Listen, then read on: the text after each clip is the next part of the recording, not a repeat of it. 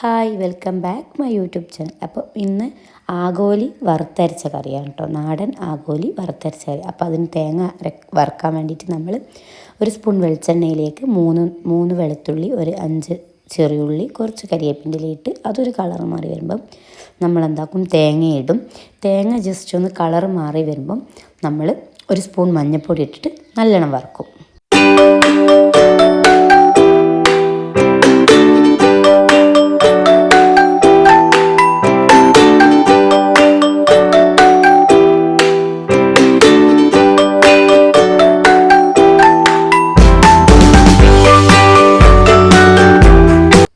പിന്നെ നമ്മൾ ചീഞ്ചട്ടിയിലേക്ക് 1.5 സ്പൂൺ വെളിച്ചെണ്ണയിലേക്ക് ഒരു ടീസ്പൂൺ ഉലുവയിട്ട് അതിലേക്ക് പിന്നെ ഇഞ്ചി, വെളുത്തുള്ളി, കരിയേപ്പിൻ്റെ ഇട്ട് നല്ലോണം മാളിയതിന് ശേഷം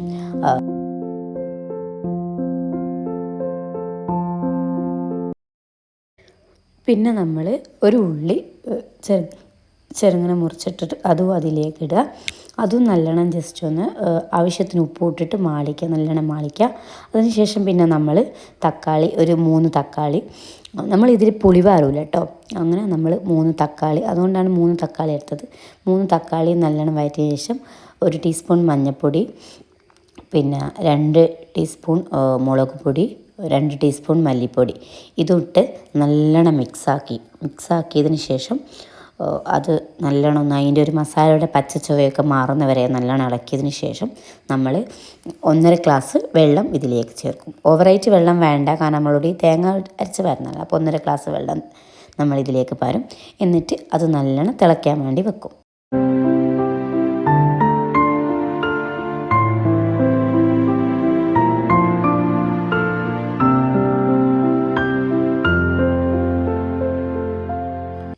പിന്നെ അത് തിളച്ച് വരുമ്പം നമ്മൾ ആഗോലി കഷ്ണത്തിന് നമ്മൾ നല്ലോണം കേകി ഉപ്പും മഞ്ഞളും മുളകും പുരട്ടിച്ചാണ്.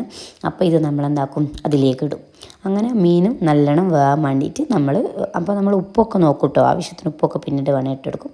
അങ്ങനെ മീൻ വേകാൻ വേണ്ടിയിട്ട് നമ്മളെന്താക്കും, നല്ലോണം മൂടി വെച്ച് മീൻ വേവിക്കും.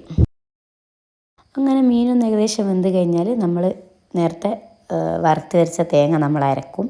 അങ്ങനെ അരച്ചിട്ട് അത് നമ്മൾ അതിലേക്ക് പാരും.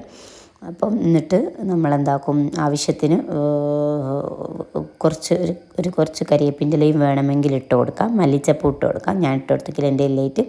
പിന്നെ നമ്മൾ കുറച്ച് ഗരം മസാല ഇട്ട് കൊടുക്കും. ഒരു നല്ലൊരു ഫ്ലേവറിന് വേണ്ടിയിട്ട് വേണമെങ്കിൽ നിങ്ങൾക്ക് ചെയ്താൽ മതി കേട്ടോ. അപ്പോൾ നമ്മളെന്താക്കി, ആവശ്യത്തിനുള്ള ഗരം മസാല ഇട്ടെടുത്ത് ഒന്ന് തിളച്ച് കഴിഞ്ഞാൽ വറുത്തരച്ച കറി ഇവിടെ റെഡി. അപ്പോൾ നിങ്ങൾ എന്തായാലും വീട്ടിൽ തീർച്ചയായിട്ടും ട്രൈ ചെയ്ത് നോക്കണം. ഈ വീഡിയോനെ പറ്റി കൂടുതൽ ഡീറ്റെയിൽസ് അറിയണേ കമൻറ്റ് ചോദിച്ചാൽ മതി, ഞാൻ നിങ്ങൾക്ക് തരുന്നതാണ്. അപ്പോൾ ലൈക്ക് ചെയ്യുക, ഷെയർ ചെയ്യുക, സബ്സ്ക്രൈബ് ചെയ്യുക. തുടർന്നുള്ള എല്ലാ വീഡിയോനും നിങ്ങളെല്ലാവരെയും സപ്പോർട്ട് എനിക്ക് വേണം. അപ്പോൾ ടാറ്റ, ബൈ ബൈ.